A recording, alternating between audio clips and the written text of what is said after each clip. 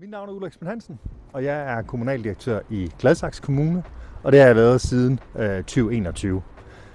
Jeg er jo så heldig, så jeg bor i Gladsaxe Kommune, og faktisk ikke frygtelig langt fra Rådhuset. Så hver eneste morgen, der går jeg på arbejde.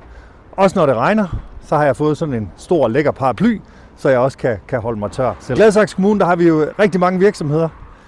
Der er en hel del, der tager bil, men heldigvis så er der også rigtig mange, som cykler, eller går, eller tager bus eller S-tog til arbejde.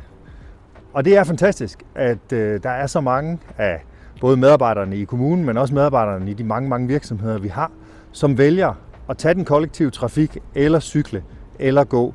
Også når det regner, hvor man enten kan gå med en paraply, eller man kan tage noget godt regntøj på. Når jeg går hver morgen, så ser jeg jo rigtig mange på cykel.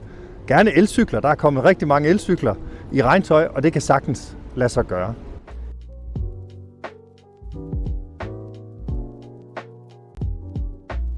Gladsaxe Kommune er jo en rigtig stor erhvervskommune. Det betyder, at der er over 40.000 mennesker, der skal ind i kommunen hver eneste morgen og ud igen hver eneste eftermiddag.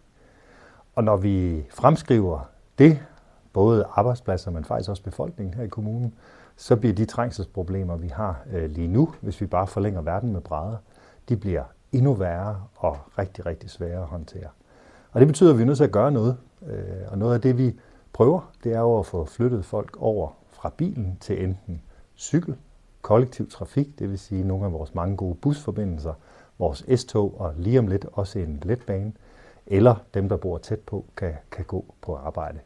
Og det er det, der skal til, for at vi kan håndtere fortsat og udvikle vores by, og at virksomhederne fortsat kan sikre, at de medarbejdere, der kommer langvejs fra, kan komme her ind i deres bil og kan komme herfra igen.